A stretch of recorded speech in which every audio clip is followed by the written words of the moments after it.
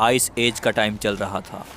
नियंदरथाल का एक ग्रुप गुफा में बैठा था जिसमें एक औरत आज इस कातिल ठंड में बच्चे को जन्म देने वाली है। अभी इन्होंने आग जलाना नहीं सीखा था, इसीलिए इस ठंड में बच्चे को जन्म देकर ज़िंदा रखना बहुत बड़ी चुनौती थी।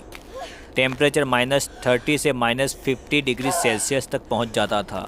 प्रेग्नेंट औरत को गुफा के एकदम एंड में 2 औरतें लेके गई। कुछ नियंदरथाल मर्दों ने गुफा की ओपनिंग पर पत्थर रख दिए ताकि ठंडी हवा अंदर ना आ सके। कुछ घंटे सब लोग शांत बैठे और फिर एक बच्चे की किलकारी उठी। प्रेग्नेंट औरत ने एक लड़के को जन्म दिया था। पास बैठी औरत ने एम्बिकल कॉर्ड को तेज़ पत्थर से कट किया और बच्चे को जानवर की खाल में लपेटकर मां के सीने से चिपका दिया। जैसे ही बच्चे का जन्म हुआ, सब लोग उस बच्चे के चारों ओर घेर कर एक सर्कल में बैठ गए ताकि बच्चे को थोड़ी गर्माहट मिले। नया जन्मा हुआ बच्चा मां के सीने से लगा हुआ था। जानवरों की मोटी चमड़ी उसके छोटे शरीर पर लपेटी गई थी, लेकिन फिर भी उसका जिस्म बर्फ़ जैसा ठंडा होता जा रहा था। बच्चा कभी हल्की सी आवाज़ निकालता, कभी बिल्कुल शांत हो जाता। माँ की सांसें तेज़ थी। उसकी आंखें बार बार बच्चे के चेहरे पर टिक जाती थी, जैसे वो उसे सिर्फ अपनी नज़रों से ज़िंदा रखना चाहती हो। गुफा के बाहर हवा और भी ज़्यादा गुस्से में थी।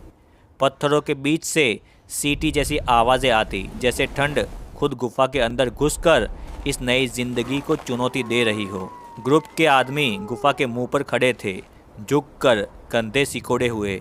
उनके लंबे बाल और घनी दाढ़ी पर बर्फ़ जम रही थी। कोई बोल नहीं रहा था। सब जानते थे आज रात सबसे भारी है।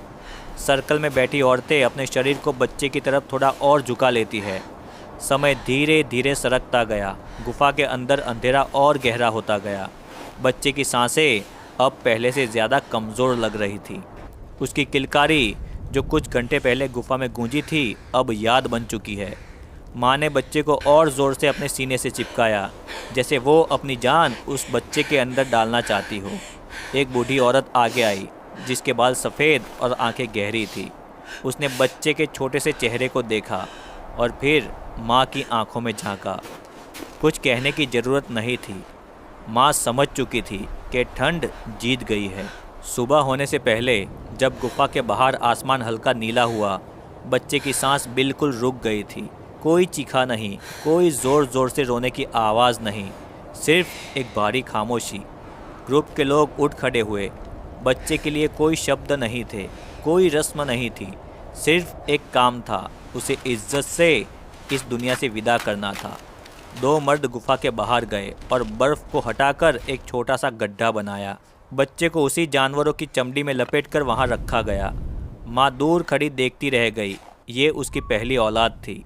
ग्रुप जैसे ही गुफा में आया, वैसे ही भेड़ियों का एक ग्रुप इस नए जन्मे बच्चे को दूर से सूंघता हुआ आ चुका था। भेड़िए उस जगह आ पहुँचे थे जहाँ बच्चे को बर्फ़ के नीचे दफनाया गया था, और वहाँ भेड़ियों ने खोदना शुरू कर दिया। भेड़ियों की आवाज़ सुनकर कुछ नियंदरथाल्स गुफा के बाहर निकले। तब तक एक भेड़िए ने बच्चे को अपने मुंह से पकड़ लिया था और बाहर निकाल लिया था।